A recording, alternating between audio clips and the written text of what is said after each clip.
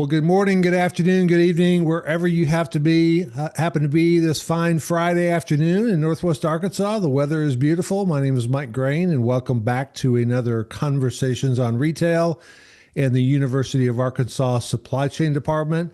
We're here today to discuss another real practical application of retail technology in a store. We're going to be talking about the Badger robot in the Busy Beaver store chain. And we'll do an introduction of that, of the folks who are going to be on this call in just a second. But just to set it up, we're going to go ahead and play that video and give you a little bit of idea about what we're going to be talking about today on today's podcast.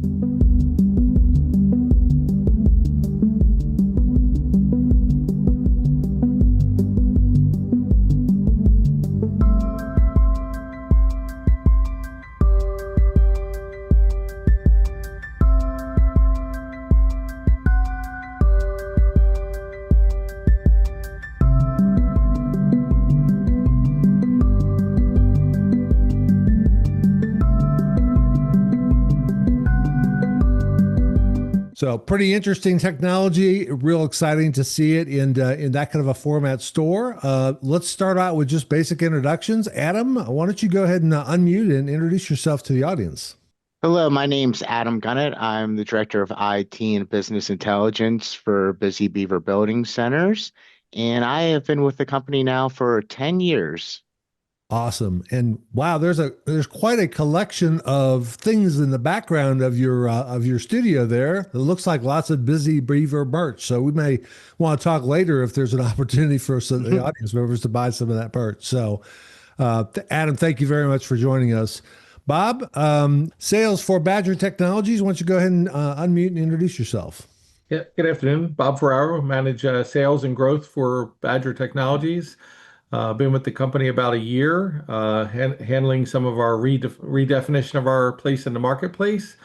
I have about 30 years experience in technology deployment and sales across retail, everything from merchandising, planogramming to supply chain forecasting, and then obviously most recently robotics.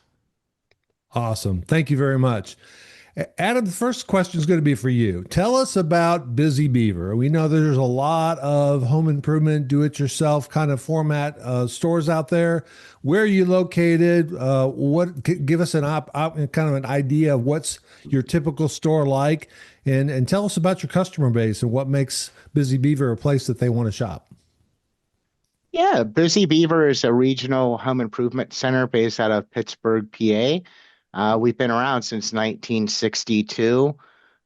So our core customer is your DIYer. The store footprint is, roughly anywhere from 30,000 to 60,000 square feet. We pride ourselves on the legendary customer service. So, a guy like me who's not used to getting his hands dirty can go in, ask some questions and get helped out. And we also are growing our commercial and pro sales business as well. Got it. So you say kind of the weekend warrior, do-it-yourselfer. I got this pipe and I got this pipe. They're different sizes. What in the world do I do to put them together? And you've got folks there who have got expertise to kind of walk them through the right product assortment to be able to make that happen. Is that kind of what I'm thinking? Yeah, exactly. So I say that if someone's coming into their stores, it's one of the three Ps. They either have a problem, a project, or maybe they're just poking around. Or they were told by the person they live with to go to the hardware store and get this thing fixed. So yeah. Awesome. Well, tell us about your role with Busy Beaver. Yeah, so again, I've been with Busy Beaver for 10 years. So, primarily when I started, I kind of started in a more traditional IT role where my primary day-to-day was keeping the infrastructure up and running.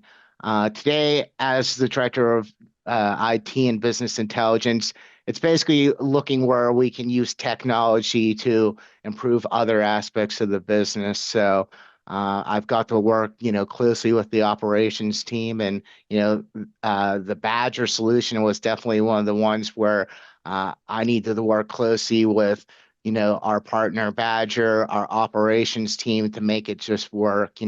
Traditionally, I've been in other jobs where IT just is in charge of like getting it set up and then they're hands off. At Busy Beaver, my role is more involved in the day-to-day, so I can actually see how the technology is put to use. Excellent. Thank you. Bob, we're going to turn it over to you. Badger Technologies. I think some of the audience has probably heard of Badger, but give us your perspective of Badger Technologies, the capability, what they're part of, and how does Badger Technologies help the retail industry? So over the past 8 years, Badger evolved from a retail robotic startup to a strategic retail automation leader as a part of Jabil.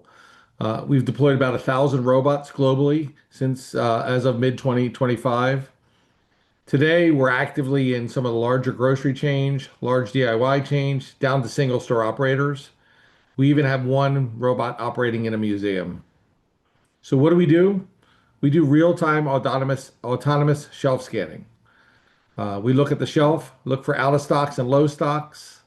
We look for pricing errors and tag validation to essentially help to maintain compliance.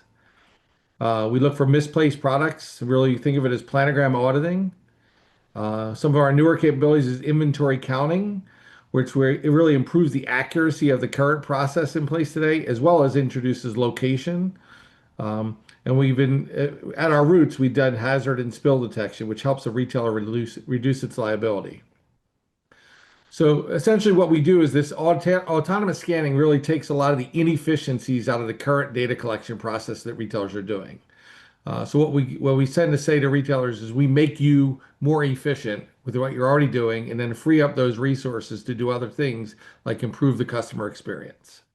So one of our newest capabilities that I didn't point out is mobile retail media.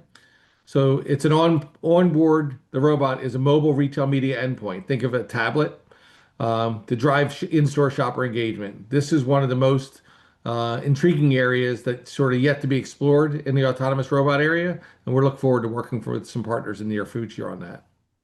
Gotcha. Great.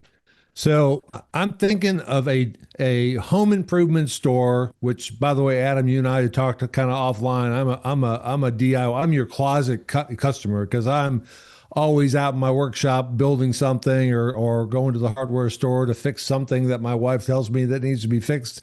I have a long honey-do list, so I wish you were more closer to Arkansas because I would definitely love to come to your location because my perception is a lot of the big do-it-yourselfers are great at having the merchandise, but in terms of having people to walk them through, how do I do this and what do I need to do?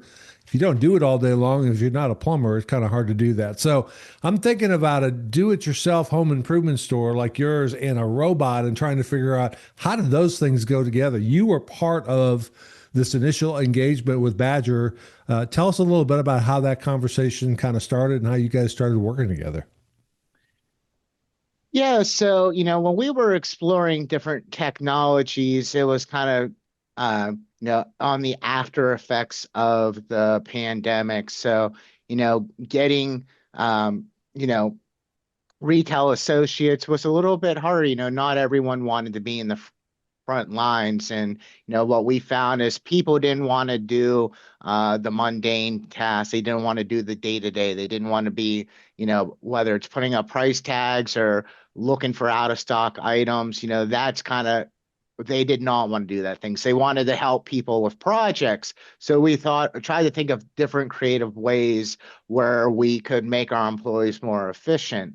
So being in Pittsburgh, we have, a number of startups in the area, and really none of them were a good fit. And believe it or not, I actually was at a grocery store and I saw this robot kind of scanning around and, being a retail IT guy, I'm always checking out barcode scanners, pin pads. I saw the robot, went up, took a picture of it, went on the website, sent it the contact form, and someone got back to me within, I think it was within like 2 days. So, yeah, it was a pretty awesome experience just to come from kind of just seeing one in action. So you saw it that's fascinating. You saw it as a customer first, and you were sort of shopping for your own groceries, then you suddenly put on your IT hat and go, I wonder what it's doing, right? Is that the kind of the curiosity of, okay, it's really cool from a tech standpoint. I'm sure kids love it, but what exactly is it doing in a retail platform? Were you kind of wondering what is exactly doing behind the scenes?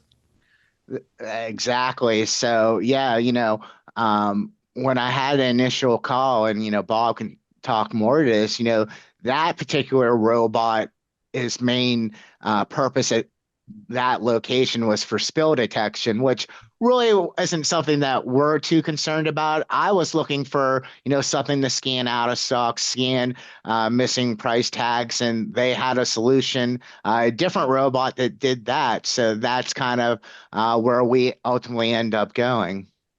Awesome. Awesome. Uh, Bob, tell us, is that your experience from most customers that they would actually see a robot in a retail store and inquire? Is that how we kind of get the word out? Because I think robots in stores have been around for a while. They've had some starts and stops, but feels like it's really starting to get traction in the retail industry. Not in any way, shape, or form to replace people. Matter of fact, just the opposite, to free them up to do tasks that, Adam, you just said, which is much more help me figure out how to solve this plumbing project rather than scan a bunch of out of stocks. Bob, how do we get the word out that the Badger robot is available for retailers? Yeah, well, that is definitely one of the avenues that exposes our potential clients to it, which is they see it in action in their retail stores that they're shopping for groceries, or in this case now DIY hardware, and say, "Hey, could this fit for my business?" And one of the things that Adam mentioned is at the time when Busy Beaver invested in the partnership, we had different robots for different solutions. Um, and I used the word evolved over the last 8 years of my earlier statement. We've evolved to a single platform that does everything. So we can turn on the capabilities to meet your business needs, and we can turn off what you don't need. It's really the most cost effective. And that way, as you grow and more mature with the platform and you want more capabilities, we can simply turn them on. We don't have to build you a new robot or send you a new robot. So it's a totally different approach to the market. And really, that's how retailers are engaging us now, as they hear about it through marketing activities or seeing it in the store. They contact us. We have some discovery. We understand what their biggest challenges are, and we say, what if we tackle one? And then what if we tackle a second one? So most sort of crawl, walk, run through the process versus say, yep, I'm all in, I want it all. We've had a few, but that's not normal. It's definitely the crawl, walk, run approach with the retailers. So walk us through not the spill detection, but the out of stock function of this robot, okay? Because I've for years I've been in retail, and a lot of retail is detail. And Adam probably can relate to that statement. There's 100,000 things to get done. One of them is literally doing what we called a deep out scan, where you walked up and down every single aisle and you scan an item that had an out of stock and say, this one has an out of stock. And then you scan the other item, you check the price at retail versus what was on the shelf. And then what we had is oftentimes what we call plugs, which is a price was there, the item was there, but the price and the item were different. So incorrect products or plugs. Walk us through, how does a robot do that? How in the world would a robot know if something's out of stock or not in stock or the wrong price, et cetera? Because based on the video we just saw, it seems like it's doing that work for you. It's not fixing the problem, but it's doing that work. How does it go about doing that audit process? Yeah, so let's take a one step back further. So essentially, what we have is a map of the store. And then what we are able to do is break down and say, what do you want to look at? We can look at a single aisle, a specific location, or we can scan the entire store. And when the robot is out on what we call a play, it's actually collecting data. So it's scanning multiple images every 4 inches as it moves throughout the store. And as that data is collected, it's processed right on the robot. And what we're able to do in near real time is identify an out of stock. And how does it simply identify an out of stock? We look at the price label. We look at an area that that product should go into. We call that a viewport. And when we see nothing in that space, we identify that as an out of stock. But we don't stop there. What we do is we integrate the retailer's data. So things like, what is the price of the item supposed to be? How much inventory do I think I have on hand in my supply chain systems? And we use that data to then further qualify that out of stock. So what we're able to do is identify what's an actionable out of stock versus something may take an alternate action. So a simple example of an actionable out of stock is your inventory system says you have something on hand, you're out of stock on the shelf. We've potentially scanned it in another location within the store because it could be a multi-home item, or it could be inventory that's either on top stock or back room. That's something that an employee can then take that short list of actionable tasks, take action upon, and correct it. But interestingly enough, often the inventory system's wrong.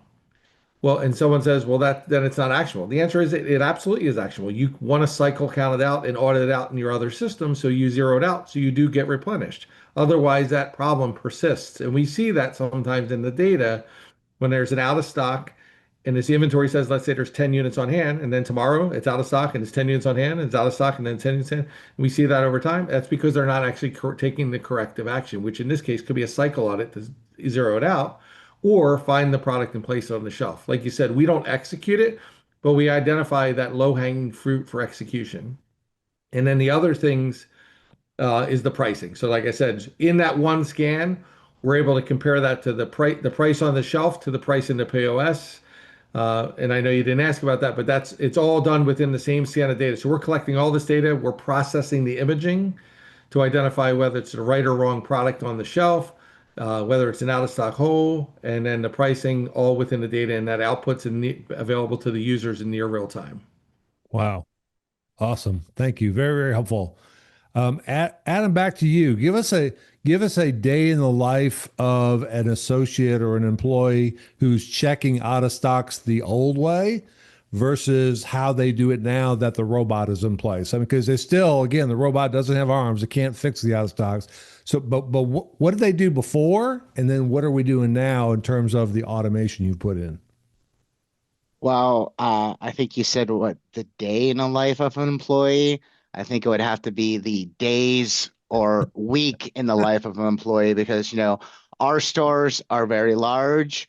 Our stores are very busy. So as you said, retail's detail. So we scan every 4-foot section, every pay coke, every facing on the shelf. So, the amount of time that it takes you to do that, whether it's uninterrupted straight, which is never going to happen. So that's why it's typically a process that takes the entire week. Typically, a lot of stores break it up over a 5-day period. But yeah, it's very tedious. They get interrupted. Customers need help. Delivery trucks come.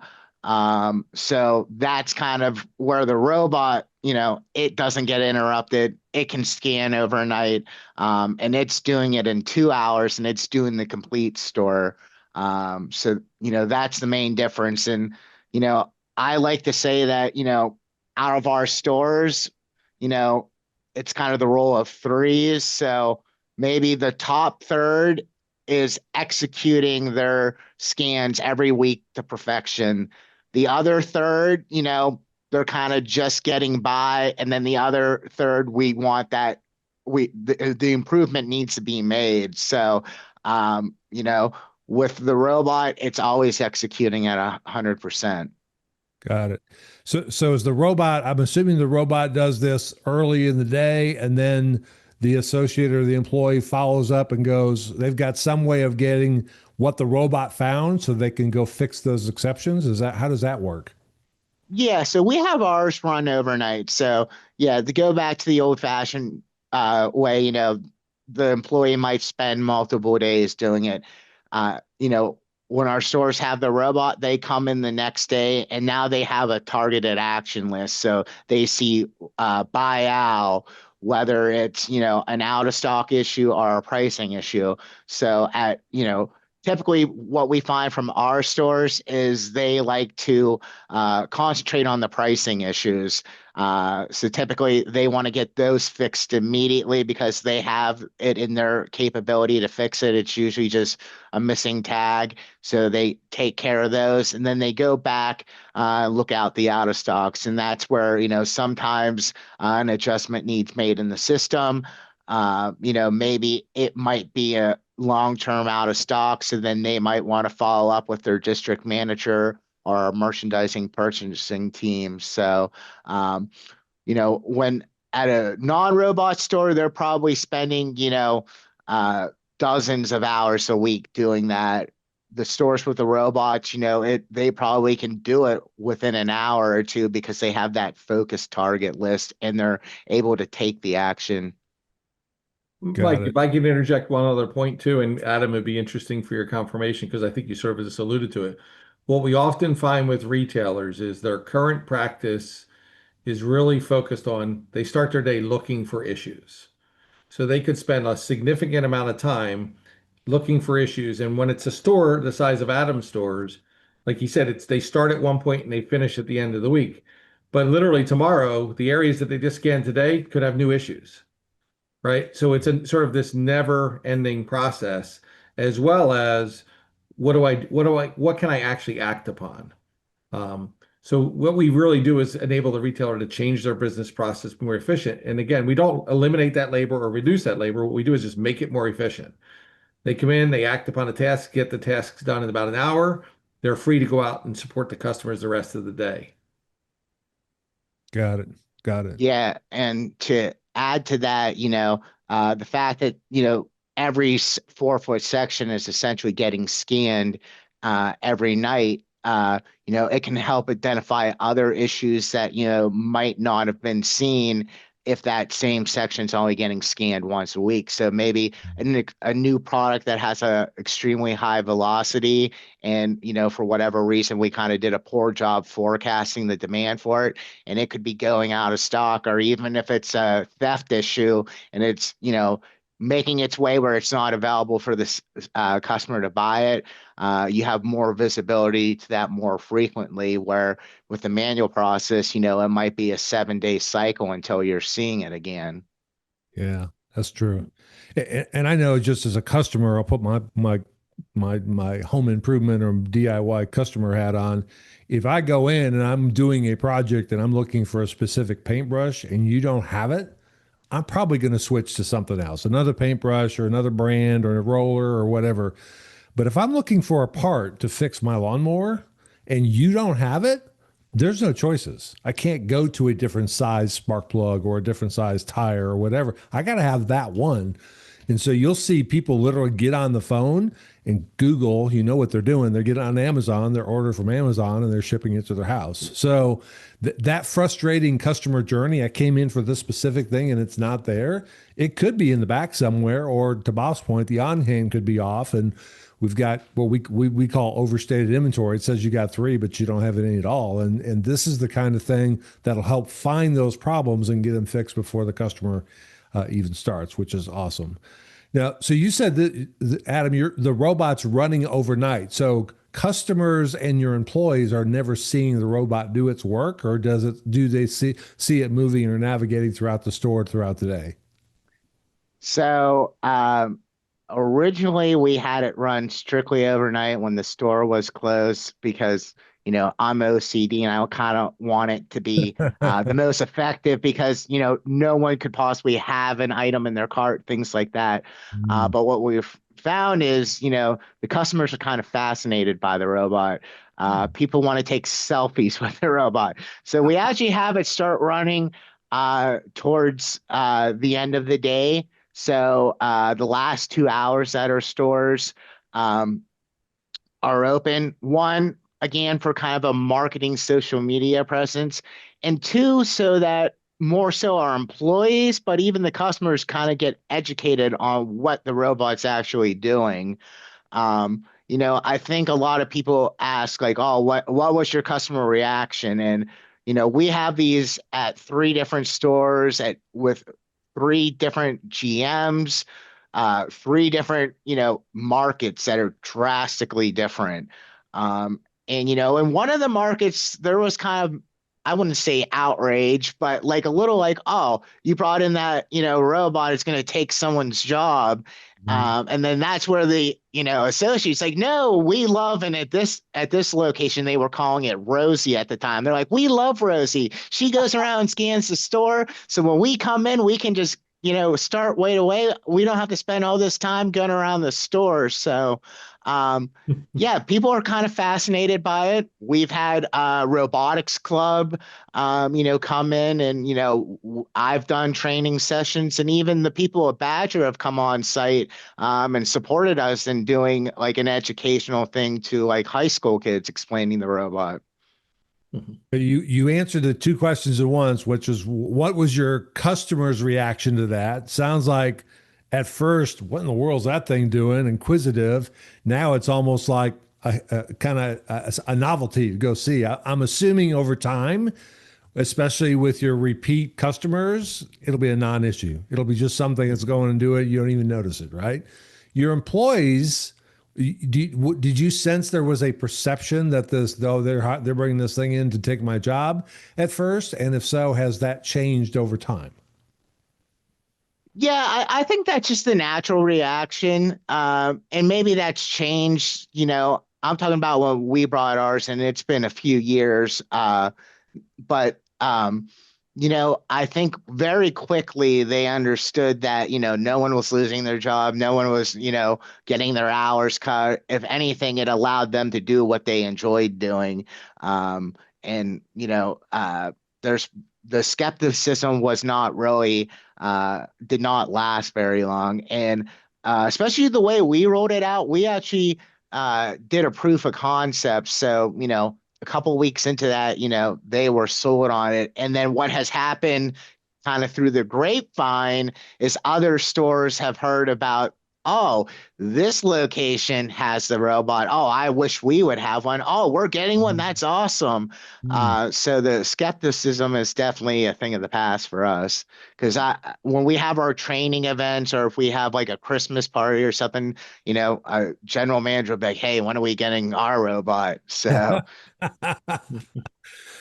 Bob, is that your sense for most retailers with originally kind of inquisitive and skepticism, et cetera, by customers and employees, and over time, oh yeah, it's just part of the team. It's one of the team members and tools we have in our toolbox. Not to use a DIY phrase, but it's a tool in our toolbox that solves certain problems. That is much easier when you have that tool than when you have to not have it. Is that Absolutely. how you think about it?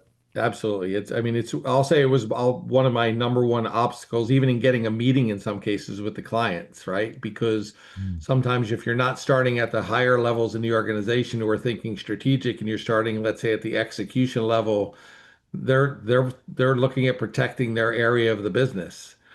And the first thing they think is, well, I don't want no robots coming in. I need my people, right? And they don't, and once we start to talk, we tell them flat out, it's not going, it's ultimately it's your decision on how you run your business, but we're not coming in here to eliminate your labor. In fact, we're just trying to make it more efficient. I was on a call the other day with a retailer who told me it costs $6,000 to onboard an employee, and they average 2.5 employees before they actually get someone in the full-time position or in the extended part-time position. So you're looking at 12 to 15 plus $1,000 of costs to onboard an employee that actually lasts more than a year. In this case, the robot's up and running a couple of days and trained and doing these tasks. So it's a bigger efficiency than they ever seen. And let's be honest, Adam, you can agree or disagree. Scanning outs and scanning prices is not exciting work. Right. It is monotonous. It's dull. To your point, a customer comes up and interrupts you, which is, by the way, a good thing. We want that, right? But then you go, oh crap, where was I? Can I start back over again, et cetera? So none of the work that the robot is doing is exactly something you wake up in the morning and go, oh boy, I get to scan outs today. I mean, that's just not work that people enjoy. So it is a helper. It is a tool in the toolbox that does a task for you that is certainly valued from a retail standpoint. And let's talk a little bit about other use cases. So we talked about out of stocks. We talked about missing prices or incorrect prices. We talked about incorrect products, et cetera. We are finding that some retailers actually run the robot throughout the day for two purposes. One is what Bob mentioned, which is spill detection. There's a conscious choice, especially in a grocery store. Hey, somebody dropped a bag of flour and it's all over the place. We don't want to slip and fall. Others are starting to talk about actually having the robots run as an asset protection deterrent. So it's just, hey, there's something behind me watching me. Has asset protection at Busy Beaver thought any about leveraging it just as a way of keeping honest people honest? Just to say, is there something kind of roaming around the store they don't know what it's doing? Have you considered that at all? Yes. So, we have some owls that are kind of a high target owl. Uh, Typically it's our power tool owl or, Mhm. the drill bits. There's drill bits that are this big that are worth a couple $100. Yep. So, in the past we've employed, different technologies, whether it's an audible alarm, different things like that. But actually having the robot go up and down the owl, scanning, people see all those cameras on there, and the type of person that's, probably looking to steal something like that, is probably pretty skittish to the cameras. So yeah, that's, very exciting technology. We've had a great relationship with Badger, and, we're always throwing different ideas out there. And even from the non-deterrent factor is that if a certain area is high velocity, um, you'll want to scan it, multiple times a day just so that you kind of get that out of stock flagged, and kind of double verified. So making sure that, your system's showing the correct stock level and then having basically a set of eyes on it. So there's that way for kind of shrink detection. Awesome. Bob, any retailers you know of that are using the robot for another set of eyes from an asset protection standpoint, or is it primarily out of stock spill detection doing tasks? It's all of those. I mean, a couple of other examples that are relevant in the DIY space. We've had retailers say, "I have this category that's high theft seems to be at the end of around lunchtime and at the end of day. Can you just have the robot in those areas? Doesn't even have to do anything." So those types of things we do. I'd say one of the most recent one is when we start to talk to the retailers about collaborating with the brands. It's understanding the on-shelf conditions or in-store conditions throughout the day at different times of the day. Um, so a lot of times, like Adam said, is I don't want to run out of stock. It's great at 8 o'clock in the morning, but I'm out of stock at 9 o'clock, right? So are there higher velocity items or areas of the store I can scan many times a day and get a more near real-time alert? Again, especially in what we found in the DIY category, there is excess inventory in the back room where grocery has trended away from that over the years. And some have gone back to the top stock. But knowing that a thing like a grass spreader, let's say that is a bulky item, it's in a box, it's on the shelf on a box, and then maybe there's one assembled, but there's 6 or 7 in the back room. We've actually had situations where it was out of stock at 8. They fixed it at 8:30. They sold the unit by 9. They were out of Mm. stock the rest of the day when they could have probably sold 2 or 3 more in the spring. Yep. And it's one as we talk to some of the other stuff we're doing with Busy Beaver, we're working with one of the other partners around using our data of that time of day availability in better forecasting. So it's not just the retailer's benefit, it's just the data that we're producing makes for better forecasts or makes for other better decisions in the business. Got it. Got it. Very helpful. Bob, you mentioned a little bit a while ago that you've now created a robot. You used to have different robots do different tasks, and now you have one robot that does all things. And one of the newest capabilities is radio frequency identification, or RFID. And that's a personal passion of mine since I've been working on RFID at retail for about 20 years or so. Adam, the robot can do a lot of things about out of stocks and the pricing, et cetera. The one thing the robot can't do very well is count. How many do I actually have, and how does that compare to the perpetual inventory system? The new robot has RFID capability. Is that something that would be interesting for a roadmap item that some of the items you're using computer vision to see if it's out, some of the items are actually counting it with RFID. Have you guys explored that at all? Absolutely. It's probably a little bit further down the pipeline for us, but one of the great things, especially, being involved with other retailers is kind of leveraging our buying power together to, get distributors, manufacturers to kind of start mandating RFIDs. So I think you're going to see it more and more, quicker and quicker. And like you said, there's, opportunities where even if we would do our own RFID tagging, it might make sense cost wise because of either how high of a shrink the area is or, how high of the velocity it is. So definitely something that's really piquing our interest. And as more and more people get on board with the technology, I think you'll see a greater adoption. Yeah, you got a bunch of retailers out right now. Walmart is one of them. They've been very public about the fact that they're doing all general merchandise, which includes hardware, home, paint. I mean, you name it. Things you wouldn't think that they would be able to do, but they've got figured out how to do RFID with paint cans and plastics, the plastic on top of a spray can and stuff like that, which has been amazing. And obviously some of the big box do-it-yourself folks are definitely involved with RFID because that on-hand accuracy. It says I have three, but I don't have any. I don't sell any because I don't have any. I don't order any because it thinks I have three. So that perpetual inventory, RFID is definitely playing a role there. And the cool thing is the current version, the newest version of the robot, it's built in. You've got computer vision on one side, you have RFID on the other side. So you got one bot that can do both of those kinds of things, which is pretty cool.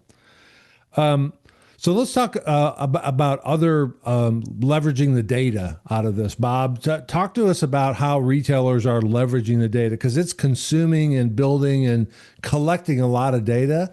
But what exactly is it doing with that data for a retailer to help drive their on-shelf availability and in-stock and pricing accuracy?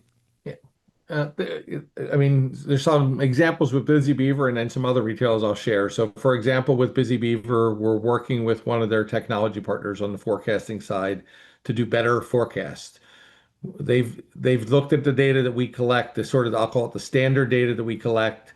They interjected it into their AI models, and they've come back and said we can do a couple things really easy.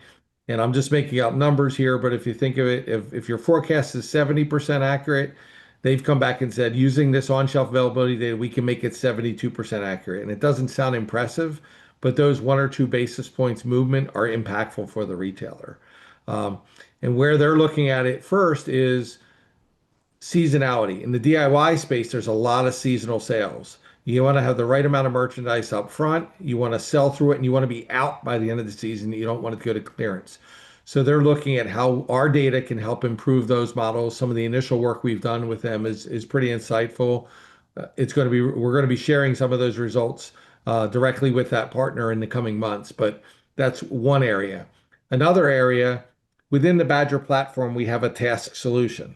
It's a mobile application, allows the retailers to take the information out of our system and execute it in the store. No extra solutions required.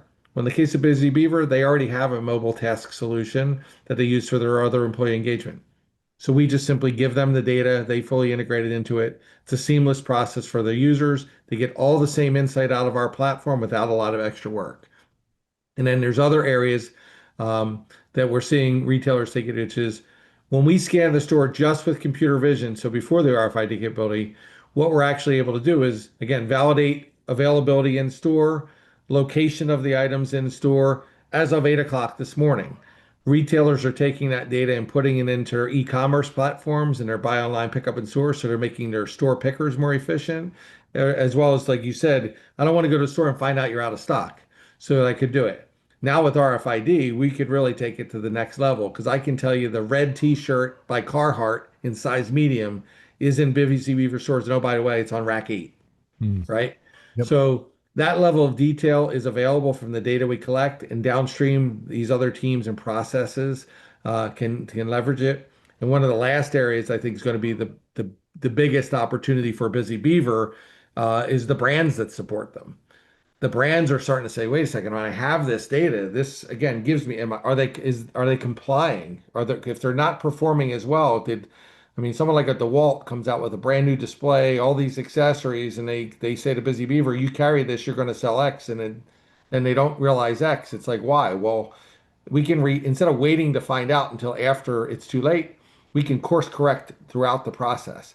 So having that ability to allow the brands to see the realograms and see the data and course correct early in the process really just makes for a better partnership for the retailer and the brand. And then it's ultimately the customer, because now the customer is finding the product and buying it, right? So it's a win-win for everybody at that point. So a lot of integration, a lot of capabilities, and some of these areas we're really just at the tip of the iceberg on it. Got it. I was in a store that I won't tell you which one, but it was either blue or orange. Adam, how about that? It was either blue or orange, and I needed I have like four power screwdrivers. They're all DeWalt because I have all the DeWalt batteries. And I went in to buy one. They said they had it. I actually called ahead of time. They said, well, yeah, we got them. We got three in stock. Okay, great. I drove there. I couldn't find them. I go, where are they? I go, what says the system says we have three. Let me go back and check in the back. Well, that's the kiss of death for any customer. Oh, going to check in the back. I'll never see him again, etc. He finally came out pretty quick and he goes, we don't have any. Sorry. But we've got this Milwaukee one right here, which is just as good. And I go, in all due respect, Milwaukee makes great stuff. I'm not putting their stuff down, but I don't have any of their batteries and I don't want to have dual sets of batteries. So to your point, Bob, that's pretty impactful. Adam, do you share any of this robot data with your supplier, your key suppliers like DeWalt or any of the other folks who are out there? Do they even have interest in that data at store level? Yeah, so most of our data has been kind of one level up from that for us. So like a distributor, so whether it's like a Do It Best, True Value, Oracle, they're always looking, getting more data so they can better forecast. Now, there has been some, initial discussions for some of those forward-thinking and bigger brands, kind of like your Milwaukee's, your DeWalt's, Rust-Oleum's. What value is it to them to see, okay, a real-time kind of picture of what their setup looks like, things like that. So we're working on different ways we can kind of leverage them, to give them the data, and whether there's opportunities to kind of do marketing. I know Bob's talked to me a lot about the next generation of robots that are going to have a screen and a speaker. So what kind of things could we do? Could you maybe direct the customer to an end cap of all Milwaukee? So there's a lot of interesting things that we're always spitballing when we're at different networking events, and the future's kind of the possibilities are endless. Awesome. Well, this is really, really exciting, guys. It's fascinating to me to think about. We've got a robot used as a tool, not just to continue on the DIY, using it as a tool to be able to do a better job of freeing up associates to spend more time with customers solving their problems rather than that dirty and mundane and dull kind of work that they have to do of checking out of stocks. But to me, that's just scratching the surface. There's lots of other great opportunities. So just in closing, Adam, I'll start with you first, and then we'll turn over to Bob. Is there any, that was one of my favorite questions. Is there anything that I didn't ask that I should have? In other words, is there something you'd really like to share about what your experience has been with this technology at your store that I didn't ask about, and or any closing comments you might have? Yeah, so a way to phrase it would be maybe, do I need a big IT team? Do I need a development team to deploy this robot? Or even, hey, I got a single store. Like, could I benefit from a robot? I think those are good questions to ask because, even me approaching it, even after dealing with some different vendors, I got to a point where I thought, okay, I don't have a development team. I don't have the resources. I'm not going to be able to make this happen with a robot. And then I dealt with Badger, and they kind of have just a white glove service. There really wasn't much that I needed to do. So it's definitely possible for a single person IT team. And, I think Bob can answer that they have, people that probably have single robots deployed. They don't have, an army of 100 robots out there. Awesome. Great perspective. Yeah, we don't need thousands of IT people to make this happen. Great perspective. Bob, any closing comments for you? Anything that you wish I would have asked that I didn't, or anything you want to do to close us out? Yeah, not a question, just more of I'll say a statement. I'm going to steal a line from the Field of Dreams. And there's this saying, if you build it, they will come. The point is that's not how we operate. And what I mean by that is what we do is we partner with the retailers to learn their business and evolve our solution to their business. So I think, as Adam pointed out, we're very flexible to work with. We do operate with many single store retailers. We operate with some of the biggest chains in the world. But in the end, our solution is their solution. And if we can solve 80% of the problems fast, and then we have to work together to close the other 20%, that's the best partnership for us.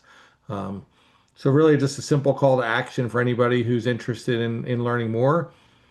Let's connect, have a conversation about your challenges, and see if we can help. Awesome. Adam, Bob, thank you guys very much for your time. We really do appreciate it. A fascinating case study of how this particular technology can be used at retail, and specifically the do-it-yourself home improvement channel. Thank you guys so much. Continue best luck. We'd love to have you back in a year or so and find out what else. What did you say the name of it was, Adam? What was it? What did you? So the official name of it is actually Bolts the Bionic Beaver. Though we have some older women in some of our stores calling it Rosie because of the Jetsons. I love it. I love it, Rosie. Hey, here's my indication. You successfully convinced an employee it's a good thing when they name and you name it like a person, like it has a name. Matt Pfeiffer and I were kicking around names when we just started the new robot, and I go, "What about Seymour?" I go, "Seymour. Seymour's a really weird name. What's its last name?" I said, "Outs. Seymour Outs." And obviously, I'm not in marketing; otherwise, it would be called Seymour Outs. It's called Otter, but that's a whole different thing. The point is, when you see them people part to name things, you've made a personal connection, and this thing's really part of the team. So. On behalf of this, thank you guys on behalf of Conversations on Retail and the University of Arkansas. Thank you guys for joining us. We really do appreciate it, and looking forward to getting in your stores and seeing Rosie do her work.